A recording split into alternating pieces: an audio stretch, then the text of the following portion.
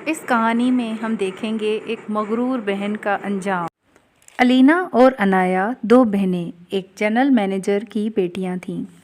علینا بہت ماڈرن اور غرور والی لڑکی تھی، جبکہ عنایا ایک سیدھی سادی اور ایک نیک لڑکی تھی۔ علینا اور عنایا کی نیچر ایک دوسرے سے بہت مختلف تھی۔ علینا اور عنایا کے والد نے ایک دن اپنی بیگم سے بولا، بیگم، علینا اور عنایا اب شادی کے لائق ہو گئی ہیں۔ ان کی پڑھائی بھی مکمل ہو گئی ہے۔ اچھا ہوگا کہ ان کے اچھے رشتے تلاش کر کے ان دونوں کی شادی کروا دیں۔ علینا اپنے والد سے بولنے لگی، پاپا، مجھے ایک امیر آدمی سے شادی کرنی ہے۔ ماں نے دونوں بیٹیوں کے رشتے ڈھونڈنے شروع کر دیے۔ کچھ مہینوں کے بعد دونوں بیٹیوں کی شادی ہو گئی۔ علینا کی شادی بزنس مین کے ساتھ ہوئی، جبکہ عنایا کی شادی ایک انجینئر سے کروا دی گئی۔ دونوں بہنیں خوش رہنے لگیں۔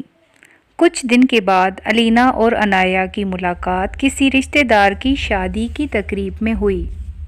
دوستوں کے ساتھ باتیں کر ہی رہی تھی تو اچانک عنایا پر نظر پڑی تو عنایا نے اپنی بڑی بہن کو سلام کیا، السلام علیکم بہن، کیسی ہیں آپ اور زندگی کیسی گزر رہی ہے؟ علینا غرور سے بولنے لگی، ہم تو زندگی کے عیش و آرام کے مزے لے رہے ہیں، تو تم نے ایک معمولی انجینئر سے شادی کر کے اپنی زندگی کا اسٹیٹس خراب کر دیا۔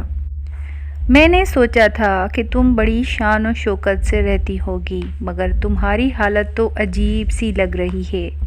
شادی کے بعد لڑکی کا سر نیم بدلتا ہے، مگر تم نے تو اپنی جیسے کہ قسمت ہی بدل ڈالی ہے۔ معاف کرنا بہن، تم مجھے ایک پڑھی لکھی بیوقوف لگ رہی ہو۔ عنایا کو اپنی بڑی بہن کے ایسے الفاظ سن کر بہت دکھ ہوا، مگر وہ خاموشی سے اور صبر سے اپنی بہن کی باتیں سن رہی تھی۔ علینا بڑے فخر سے بولنے لگی، مجھے دیکھو، میں زمین پہ پاؤں کبھی کبھی رکھتی ہوں۔ کل ہم لوگ یورپ جائیں گے اور ہم وہاں پہ 1 مہینہ گزاریں گے۔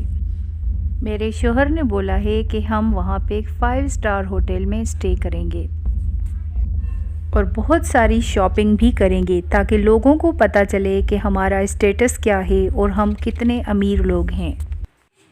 اور عنایا اپنی بہن کی یہ گلی سڑی باتیں سن کر بہت افسردہ ہوتی ہے اور اپنے گھر چلے جاتی ہے۔ کچھ ہی عرصے کے بعد عنایا کے ہسبینڈ کو ایک ملٹی نیشنل آرگنائزیشن میں اچھی جاب آفر ہوتی ہے اور ان کے دن بدل جاتے ہیں۔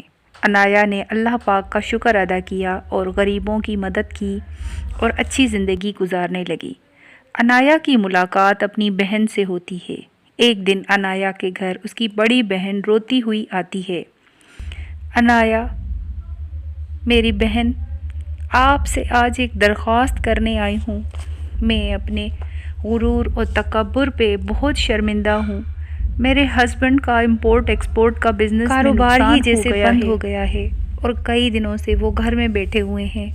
اخبار میں ایک ایڈ آیا ہے کہ آپ کے ہسبینڈ کو ملٹی نیشنل آرگنائزیشن میں ایک ڈیٹا آپریٹر کی ضرورت ہے۔ وہ پوسٹ اگر میرے ہسبینڈ کو مل جائے تو آپ کی بڑی بڑی مہربانی ہوگی۔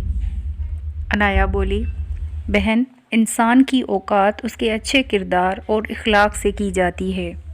اگر آپ کے شان کو کوئی ٹھیس نہ پہنچے تو آپ کے ہسبینڈ وقار سے کل آفس میں آ کے ملیں اور انشاءاللہ ان کی جاب کا کام ہو جائے گا۔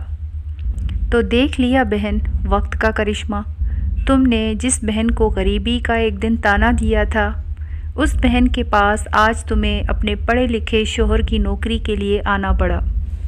پیسوں سے زیادہ انسان کا کردار اہم ہے۔